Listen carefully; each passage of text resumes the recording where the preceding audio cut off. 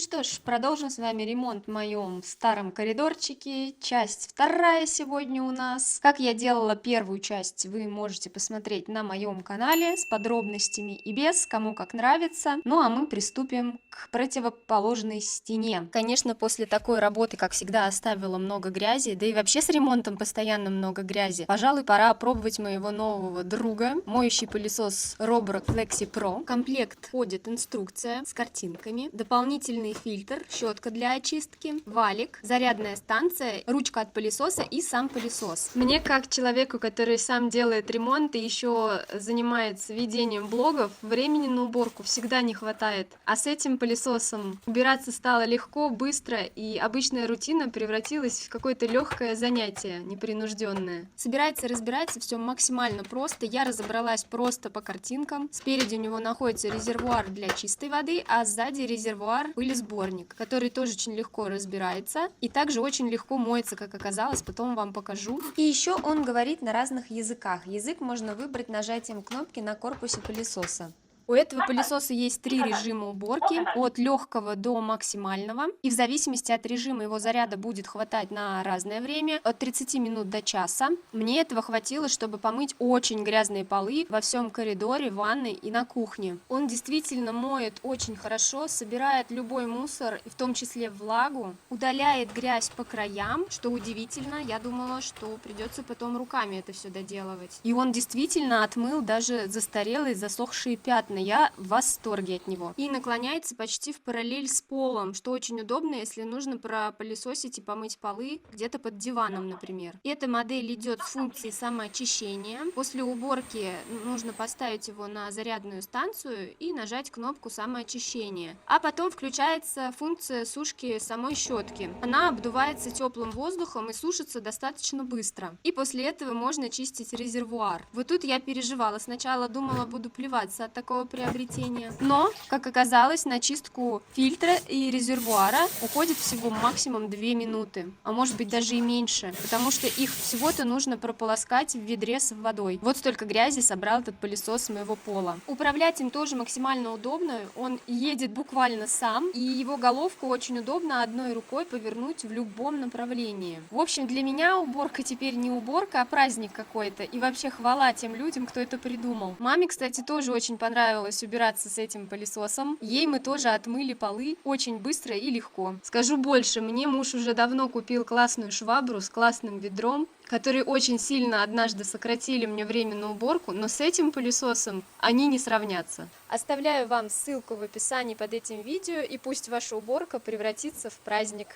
И немножечко вспомним о том, как было до. Выглядел он вот так. Через всю прихожую висел шнур, на котором сушили белье. И в прошлом видео я показывала, как я решила этот вопрос с сушением белья. Ну, а прикошка была самая обычная, распространенного покроя, открытого вида. И я решила, конечно же, это все преобразить. Но при этом было строгое задание от хозяина квартиры не трогать обои. Поэтому задекорировала я только часть стены. Такими же панелями, как на противоположной. И в прошлом видео я показывала, как их делала сама из листов HDF. С крючками тоже решила не заморачиваться, оставить те, которые были. Они в хорошем состоянии, вполне себе добротные. И решила также сделать полку для хранения шапок, варежков, шарфов из моей любимой лиственницы. Так как задача у меня сделать ремонт максимально бюджетно, кронштейны под полку я тоже решила сделать сама. Из обрезков, которые у меня остались от создания щита для полки. Потому что, когда посмотрела цены на подобные кронштейны из сосны, как-то меня жаба немножечко придушила. Долго не могла решить, в какой цвет покрасить и полку, и кронштейны. И даже мы обсуждали этот вопрос с подписчиками в моем телеграм-канале, где я делюсь всем закулисьем и своими текущими процессами. Если вам интересно, можете тоже туда присоединиться. Ссылку оставлю под видео. Ну и захотелось мне также сделать тумбочку для хранения обуви, чтобы не убирать ее куда-то в шкафы в коробках на зиму или наоборот на лето, а ту обувь, которую мы носим, постоянно хранить в открытой обувнице, а вся остальная будет ждать своего часа в этой тумбочке. Мебельщик, я вам скажу,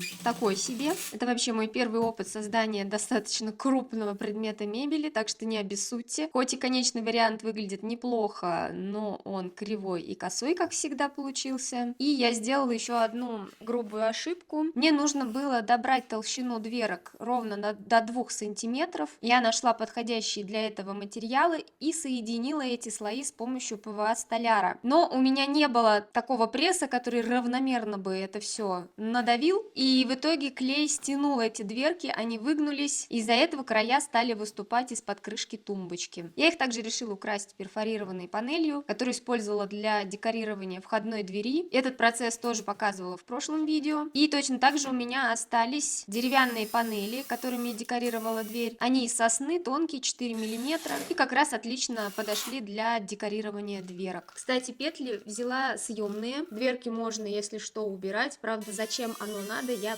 понятия не имею. Сделала так сделала. Но, знаете, я вообще нисколько не расстраиваюсь из-за своих косяков, или если что-то не получается, или получается не так, как задумано. И всегда остаюсь на позитиве и с хорошим настроением, стараюсь им делиться с моими подписчиками. У меня даже появился отдельный канал, где я делюсь различными лайфхаками, как сохраняю свое здоровье, полезным питанием, темами по саморазвитию, устраиваю челленджи по домашним тренировкам, заряжаю людей не только на позитив, но и на здоровье, на то, чтобы укреплять свое тело, чтобы не ломать спины во время ремонтов. Вы также можете туда подписаться, кому это актуально, потому что я, например, уже занимаюсь ремонтом 2 года и выполняю достаточно тяжелую работу, но при этом чувствую себя прекрасно. И такая работа меня нисколько не пугает, наоборот, очень сильно вдохновляет и расслабляет. А вдохновляться и заряжаться в сообществе единомышленников в 1000 раз эффективнее. Ссылочку на канал оставлю также в описании. В общем, как вы уже поняли, тумбочку я сконструировала из обычных брусков. Дверки сделала из того, что было. И потом это все покрасила и покрыла 3 слоями матового акрилового лака, чтобы впоследствии можно было мыть, если что. В целом конструкция получилась достаточно прочная и вместительная. Внутри полку посадила на железные уголки, сделала ее из ЛДСП,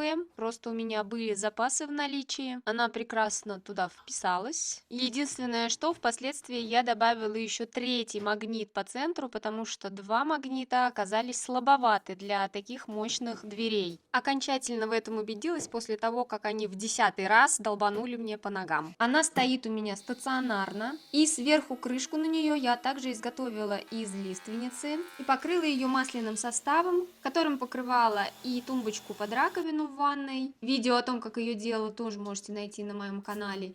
И обувницу, которую делала в прошлом видео. Вот такая красота у меня получилась. И рядом с ней напрашивалась еще одна красота. На стену я планировала повесить зеркало, которое там уже висело, но хотелось его обрамить. А вот раму сделать какую-нибудь фельдеперсовую. Мне очень понравились фактурные узоры на дереве, которые встречала на просторах интернета. Я решила этот узор повторить. И сначала пробовала другими сподручными инструментами, но не вышло. В итоге купила специальную насадку, насадила ее на маленький фрезер, и все пошло как по маслу. Получилась вот такая красивущая рама. Я ее тоже сделала из лиственницы, крепила ее с помощью железных уголков, и они же зафиксировали само зеркало, а раму посадили просто на саморезы прямо к стене. На противоположной стене, прямо напротив зеркала, я решила сделать простую по конструкции консоль, всего на 2 ножках, так как коридор не слишком широкий и не хотелось забивать пространство, а эта консоль нам нужна для того, чтобы можно было, входя в квартиру, положить куда-то ключи, какие-то мелочи, очки и что-то в этом роде. Ее покрасила акриловой краской и покрыла также слоями матового акрилового лака, а к стене посадила просто на клей.